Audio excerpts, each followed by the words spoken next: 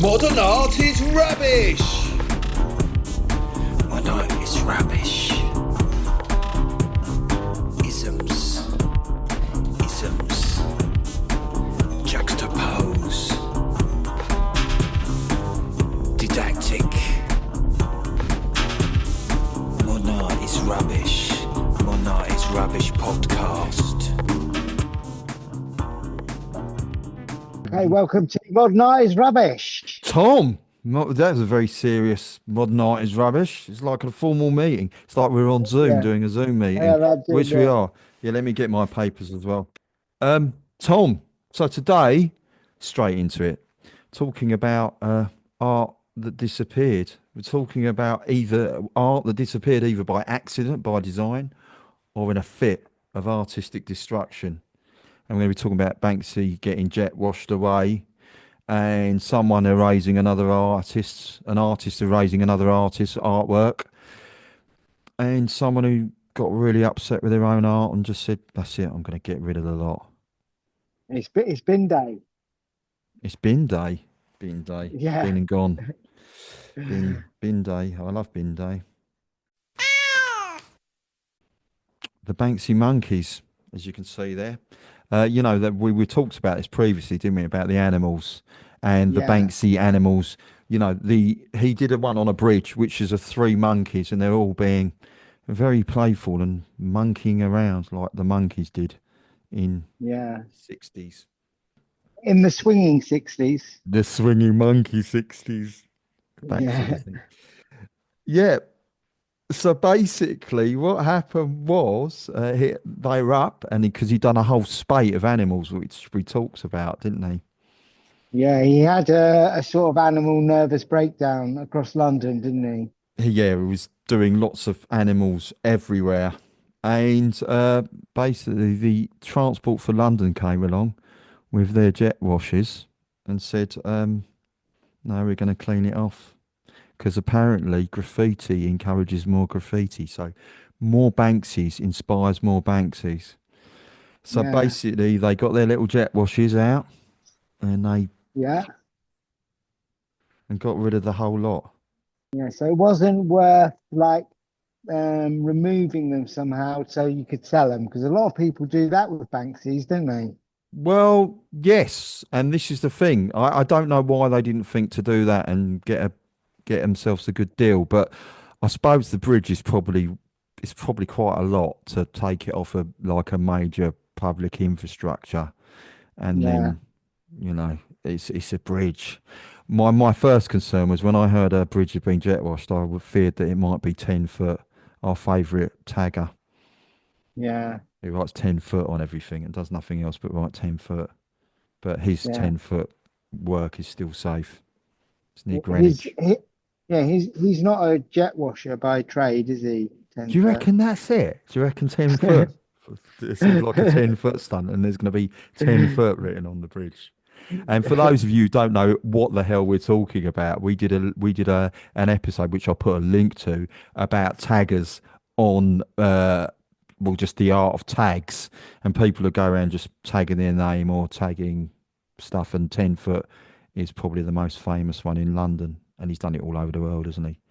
So listen to the 10 foot episode. Yeah, it would be like a good, like if you're a tagger, yeah, say you're a tagger, Marcus, working in London, Yeah. maybe a good business for any tagger to operate would be a cleaning graffiti business.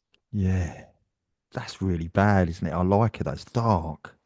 No, it would make sense. You'd be really good at it. You go around cleaning and then you sneak in at night and write your tagger tag. Yeah, I don't like. you'd know all the inside info across the city, wouldn't you, about tagging? Yeah. Oh my God. Yeah. Don't give them ideas, because official modern art is rubbish policies. Don't tag, do art. Yeah, don't tag unless you're also going to run a graffiti cleaning company. All the question is, though, of course, tagging could be considered art in certain circumstances. Such as our podcast. Yes. Yes. But this is not the first time, Tom. I know you're thinking, surely this has happened to Banksy before. Well, Yeah. So Are you hang on a minute. thinking that? Surely this has happened to Banksy before, Well, Marcus. of course it has. In 2002, Banksy painted a gorilla in a pink mask on the side of the North London Bristol Social Club. North London Bristol Social Club. I don't know why I shoved the word London in there. It's just called the North Bristol Social Club. But there you go. And anyway, in 2011, the building had turned into a Muslim cultural centre, and the new owner, Saeed Ahmed, wanted to spruce the place up. You know, you got to keep it nice and clean, for people, for a good community centre. And he completely covered up the Banksy. Now, bearing in mind it was 2011, so Banksy wasn't so known, so he probably would have known, what it was. Just to explain, gorilla in a pink mask, the Banksy work is a picture of a gorilla with a pink mask on. A bit like those ones that you do to keep the swelling on your eyes down. You can stick him in the fridge. There you Yeah. go. So he's obviously going to be a very beautiful gorilla and have very little bags under the eyes after his pink mask. Yes. Yeah, definitely. So the owner sort of painted over it. And he thought, oh no. And then, of course, it comes to light that it's a Banksy and he shouldn't have done it.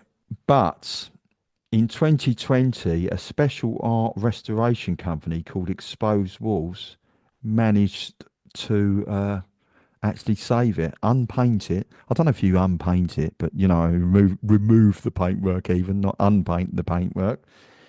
And they've managed to keep it. So they've now got it. So it got re-exposed. Yes, it got re-exposed and then taken away. So hopefully now they've got and it could be worth quite a lot. So hopefully the cultural centre's got lots of wads of cash as well, so they can have a nice clean painted walls without graffiti on as well. Yeah, and then get some other characters in pink masks, or maybe gorillas wearing different things. Or they could probably hire their own Banksy copy to go back up on their community centre. Yeah, we should get so well. Eventually, there'll be some graffiti of Banksy wearing pink masks. But that's when Banksy is known. Yeah. Right. Or when he's no more, maybe. Oh no. Oh, like rest in peace, Banksy, for Oh no, future he's all reference. right. He's still all right. I'm going back to the Yeah, beach. Right. just For yeah. those of you listening at home, I've got a lovely beach background that I keep returning to.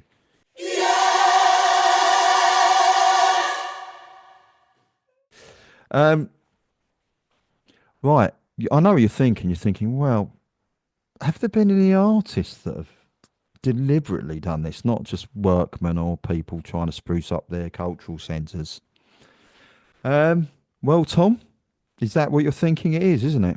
What are you talking about? Like protesting, destroying Well, no, not even artworks? protesting for art. And in this Just case, I'm going to say something you probably like, neo-Dada. neo-dark. That Kind of like sounds. a, I'm getting confused between the Matrix and then also some art movement. yeah, it's Neo from The Matrix doing Dada, the artwork, the crazy art from the First World, around the time of the First World War when the world has gone mad.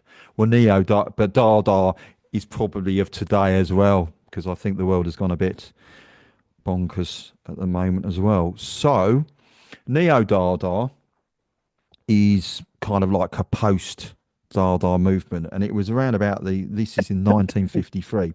There's an artist who we will do a full podcast on called Robert Rauschenberg, and in 1953 he had an idea. What if erasing a drawing could be art in itself? So basically he started off by doing his own artwork and then erasing it. And he thought, well, it's not really the same, is it? Because it's kind of like I've just rubbed out something I've done. So he thought, oh, I think I need to get a proper artwork. So he thought, who was the man of the time? And he used to hang around and rub shoulders with these kind of guys, because you could go out and meet quite famous people if you knew where to hang. And Yeah, this artist he wanted to approach was called Wilhelm de Kooning. Now, de Kooning is the king of, probably one of the kings of American abstract expressionist art. He's the top man He's seriously good. I like his stuff a lot. I'd argue that he's probably got the edge on Pollock in terms of standing as well. He's like his Yeah, work goes for millions and millions now. yeah. It's got So anyway, more edges than Pollock, you'd say. more edges. Yeah, yeah, whatever that means. I love it. More edges. It's got more edges. So Rauschenberg thinks, right, okay, I better go. I'm going to go around there and I'm going to see if I can get one of his works to erase. So he turns up with a bottle of Jack Daniels, knocks on the door, and he's kind of hoping that he's not going to be there, and then that can be the artwork. I went to ask Wilhelm de Kooning, but he wasn't home. Kind of artwork. But anyway, Wilhelm de Kooning answers the door, and he says, "Look, I want to erase a painting." So Wilhelm de Kooning says, "All right." He's not too sure at the start, but in the end, he thinks, "Oh, okay, yeah, I get what you're trying to do." Um, so he gives him a work, but what Wilhelm de Kooning does, he gives him a good piece of art that actually is really difficult to erase. It's got crayon, it's got charcoal, it's got pencil, it's got oil paints, it's got a Yeah, lot. It's got loads of it. So yeah. he gives it to He Wilhelm. wants to test him, doesn't He really wants to test his rubbing out skills. he? Yeah, It's kind of skills you have to use putty rubbers and bread, because probably bread could be a good rubber sometimes. So anyway, he spent a month erasing this work because yeah.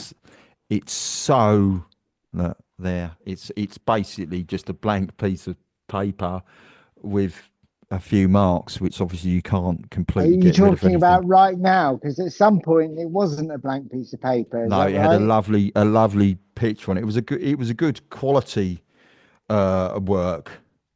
So And the trajectory of this piece of paper is started blank, it then became something with crayon and yeah, something else, other stuff on it, and now it's back to that. yeah. Now it's back to its almost natural state. I think it hangs in the San Francisco Museum of Modern Art.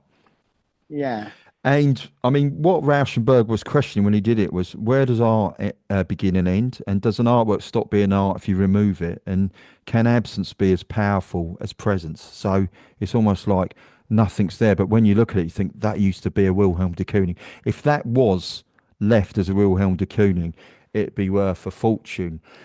And it's worth a fortune now as well because it's Robert Rauschenberg and it's a really important art in art history. It's a really important artwork. and So this it's is years before the Back to the Future films. yes. Oh yeah, where he disappeared.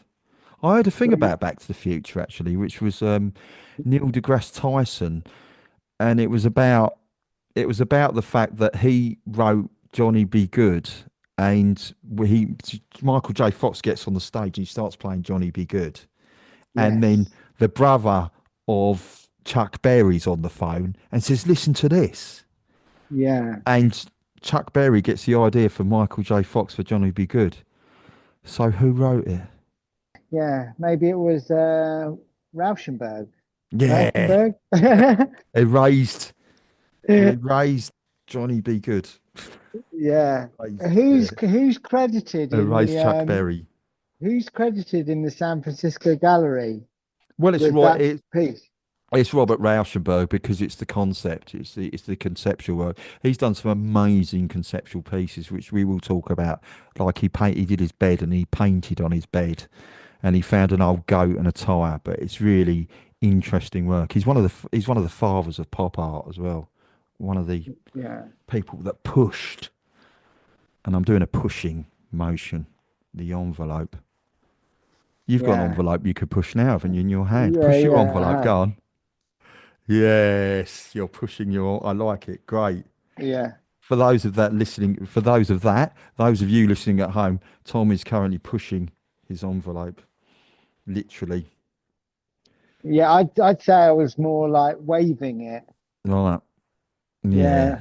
If I push it, it's just going to slide under my laptop. Oh yeah, because you push it flat, don't you? Yeah, you don't. Yeah. Yeah, yeah. In fact, it That's does. It just slides under. It's a very thin envelope. that's an art piece in itself. Are you pushing or are you sliding?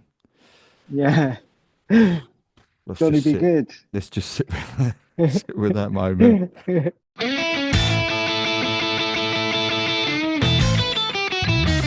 Right, next one. I'm now showing you, Tom. It's a jar of Yes. cookies. They look really. Wow. They look like. Would you eat those cookies? That's my question. They look Yeah, a if bit they were burnt and if crap.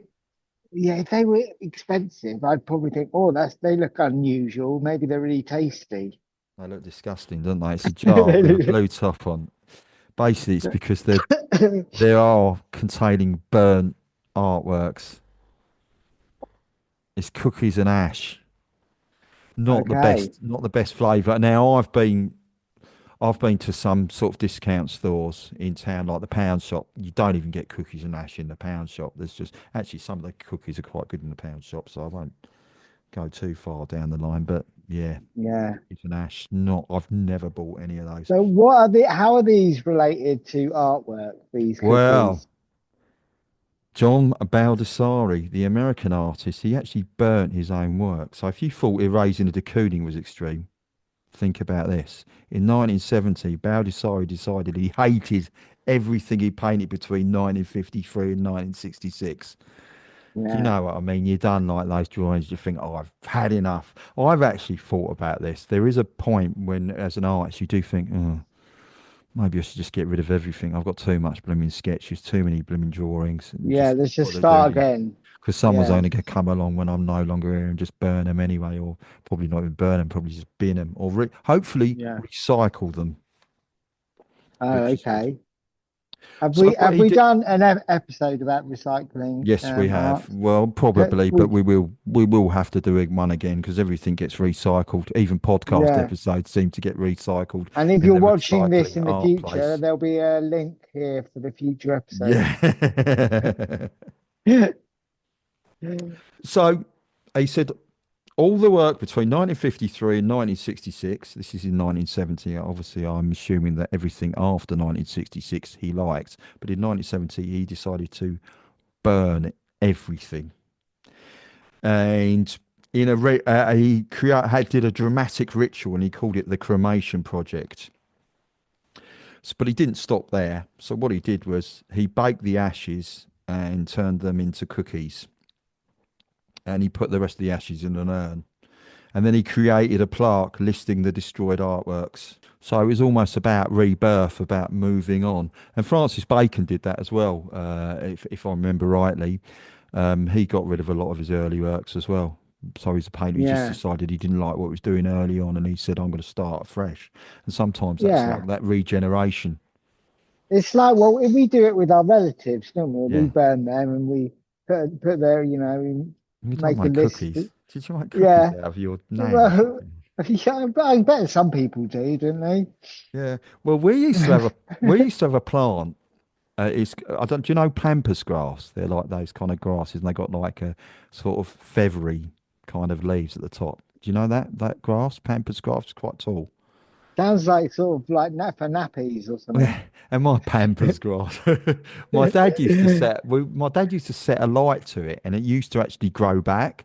Now I don't know why you do that, but that it used to actually grow back. And I also did a bit of research, and I didn't realise that in the 70s, if you had pampas grass in your front garden, it meant that you were a house of swingers. Oh, really? So we bought the house. Well, I didn't, but obviously my parents bought the house. We moved in there, and we had a swingers plant outside. So everyone was probably Yeah. thinking things were going on, and Yeah. and there was ritual burnings going on as well. Yeah. Yeah, so it probably looks quite suspicious to the outside world, but nothing was going on other than games of Yeah. Kerplunk because it was the 70s. Yeah. Well, that's expert knowledge. That's not everyday knowledge that you know about that sort of grass, is it? No, no, it's not. But Yeah. I do. I don't know how I do, but I just do. Because you're an Yeah, expert. yeah, Expert on Pampas grasses. yeah. Pampas grasses. This is So I love this with Baldessari because he is saying, I mean, he's a really great artist. Again, another artist that we will cover at some point during the future Yeah, wasn't years and there years. someone in Colchester who destroyed all of their artwork at a gallery in Colchester? gallery in No, it Colchester. wasn't their artwork. They destroyed every possession they ever owned, every Yes, item. Yeah, yes. who was that? That was Michael Landy, and he destroyed all his possessions in 2001. He put them all in a big. He was on Oxford Street, and he just put everything in there. He Oh, that literally was destroyed Oxford Street. everything he Yeah, owned, not just his artwork, the whole lot, his whole yeah, life. yeah, Paint. but not his relatives. No, he didn't put his relatives in there, but he put his passport. His passport. Yeah, Yeah, so he couldn't travel anywhere until we got a new one. Can you imagine? yeah, yeah. But I mean, you can travel a lot of places without a passport. You could probably get all over the world without a passport. Do you think? No, official modern art is rubbish policies. You should always use the legitimate routes, unless the British government doesn't What about if use it's for legitimate art? routes. What about if it's for art's sake, as an artistic expression? You're going to see how far you can travel without a passport. Yeah, I'd get as far as Worthing. Yeah, well, you'd be too anxious. You wouldn't get past your front door, would you? No. Not without my passport. I never go anywhere, just in case I'm stopped and asked for my papers. I could do some papers, man. Oh, yes. Yeah. Now, a short advertisement break. Oh, hello, Tom. All right, what are you doing here?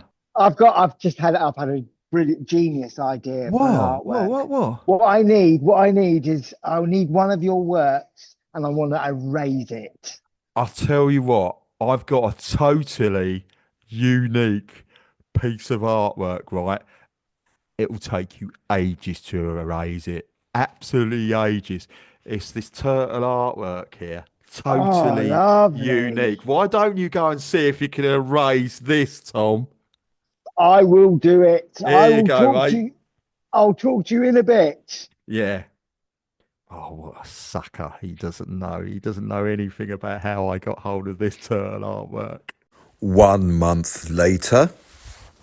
All right, Tom, where have you been? I haven't seen you in at least a month.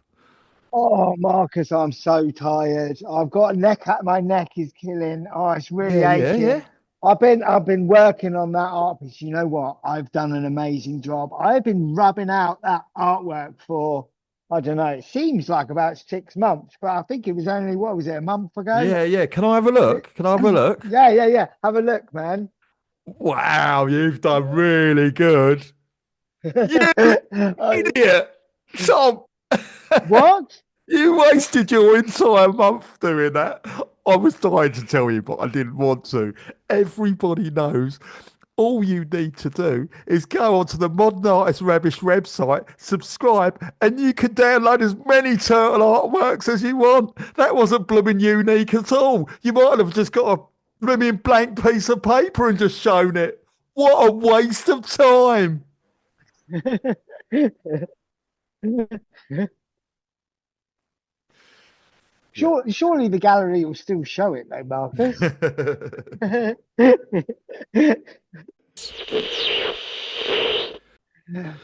So, Tom, so Yeah. ends our destructive episode. Have you got anything to add? Um, yeah, well, there's some quite destructive waves behind you. Yeah. Now I wonder how, like, have destructive waves been involved in that? Because obviously we had a tidal wave, not that many decades ago. There was a tidal wave, wasn't there? A Quite a big tidal one. wave. I've Yeah. heard that I watched in one of my happier moods when I decide to watch something really depressing. I watched a Channel 4 documentary, and apparently there's some island somewhere near Spain, and if it collapses, which it could do, it will send a tidal wave that will actually hit Brighton, Oh, like a right, nice. tsunami. I don't know how the tsunami will be.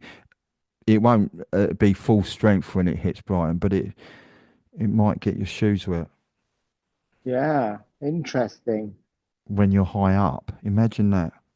Yeah, I don't know if it's like we're quite lucky here, aren't we, really? We're quite fortunate. yeah. But And on what we're that note, fortunate. Yeah, That sorry, yeah. destruction of, yeah. Well, no, sorry. What were you going to say? Yeah, so yeah, is there art related to such an event? Yes. I mean, there is lots of artworks about Storm, so Yeah. there's a lots of stormy ones. Turner, famously, did some very stormy works. Yeah, So, well, I Tom, mean, we could like spray art galleries with a hose. We could go around destroying all of Turner's work with a hose. You no, think? no, that's isn't that Just Stop Oil's area? Aren't we treading on those toes? Yeah, well, but we're always treading on their toes. Yeah, I No, but don't their want to do toes are that. going to get wet, aren't they, with the No, I don't tidal want to tread wave? on Just Stop Oil's toes. I don't want to hurt their toes. So, people should head over to modernartisrubbish.com, shouldn't they? Anyone who's listening, if you're listening at home, thank you. Yeah. Thank you for your time, and always thank you for your Your loveliness of your je dedication. ne sais quoi. Je ne sais quoi, joie de vivre. Yeah. So it's just au revoir on this episode. Thomas. Thomas. Yeah. Well, yeah, I guess au revoir. Au What revoir. French have we done any French artists? We must have done Monet or something. We've done lots of French artists. Have we? Well, not in their entirety, I don't think, but we will do, I'm sure. We've at least mentioned a fair few. Always, always. Yeah, Beaucoup de yeah, l'artiste de français. yeah, and a lot of artists who weren't even French, like did the arted in France, didn't they? Like Van Oui, Gogh. oui. Van Gogh, I think did he do a Paris stint? I don't know. He did a Londra stint. Londra. Yeah, Did you notice that? Londra. So it's just a big Londra. au revoir then, Tom. Yeah, again. Yeah. Have we done another Yeah, one? It's a double one. Double au revoir. yeah. Salut.